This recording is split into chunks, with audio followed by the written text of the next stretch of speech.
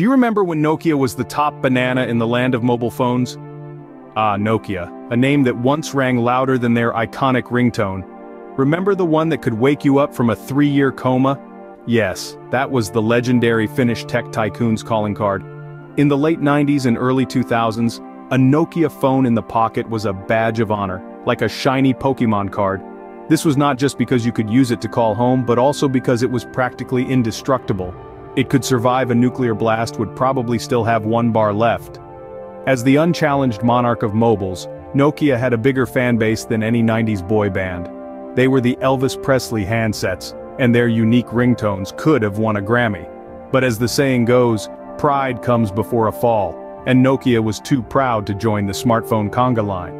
They clung to their traditional flip phones, their operating systems, and their own world where Angry Birds was still just a game for kids with slingshots. They looked at the rise of touchscreens and app stores the way your grandfather looks at TikTok. As Apple and Samsung swooped in, turning the market on its head with touchscreens and app stores, Nokia seemed more interested in perfecting the art of Snake. The once invincible king had their crown swiped right from under their noses, possibly busy playing the latest round of Snake. Despite their stubbornness to evolve, we can't deny that they gave us some memorable moments and trusty old brick phones that now serve as handy doorstops. So, here's a toast to Nokia, a fallen titan whose mighty fall taught us all a valuable lesson: adapt or become a doorstop.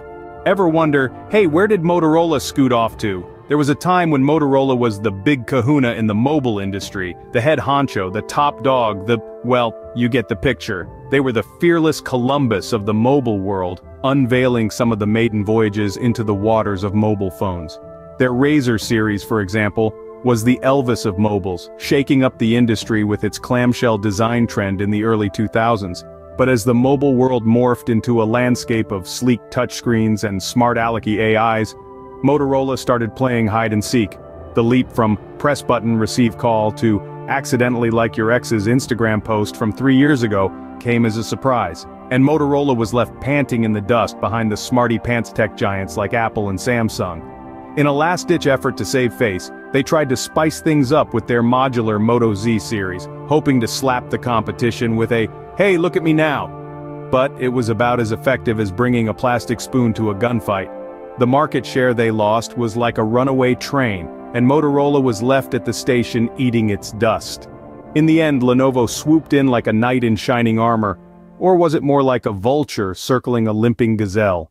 Either way, Motorola found itself under new management in 2014. Today, they're a bit like the guy at the reunion who used to be the quarterback but is now selling life insurance, producing budget and mid-range phones, a mere shadow of their former glamorous self.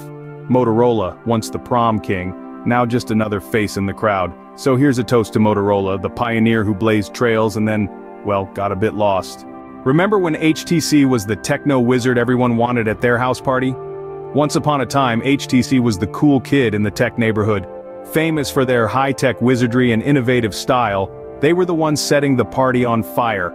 Their smartphones were the DJ of choice, spinning tracks that left everyone else in the dust. They were as popular as pineapple on pizza. But then, the tide turned. HTC began to lose their rhythm.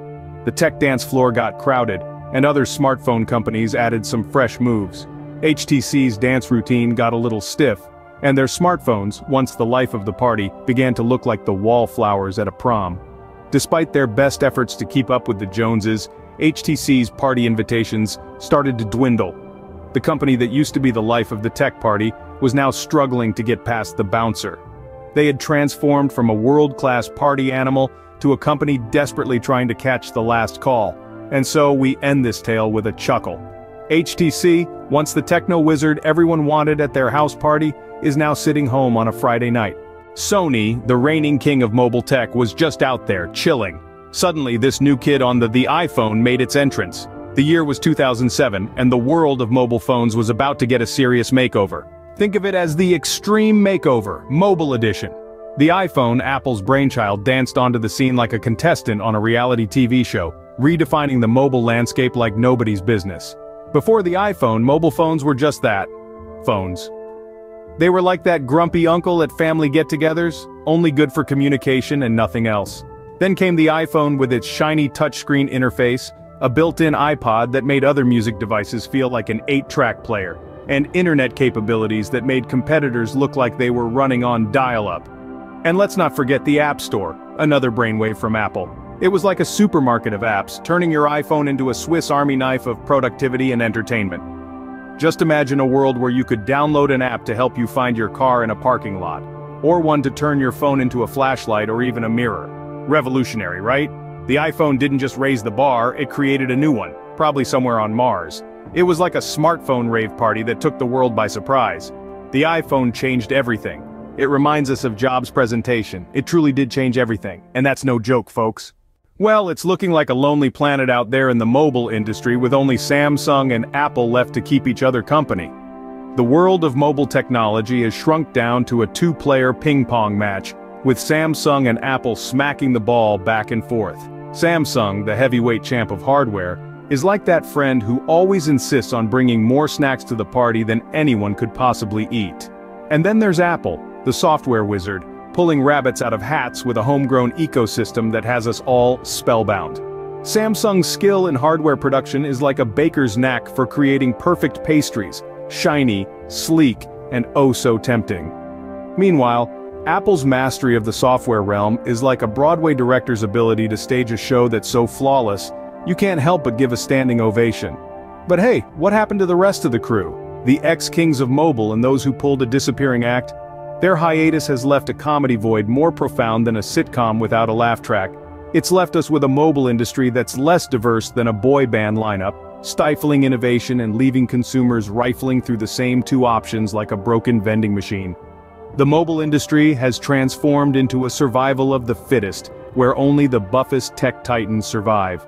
The crowns may currently be perched on the heads of Samsung and Apple, but who knows what the future holds? Some new tech whiz kid might jump into the mix, or an old player might shed their retirement slippers and step back onto the field. The game could upend with the unpredictability of a cat video going viral. We all stand to gain from a bit more comedic rivalry. But for now, Samsung and Apple are the Laurel and Hardy of the mobile industry.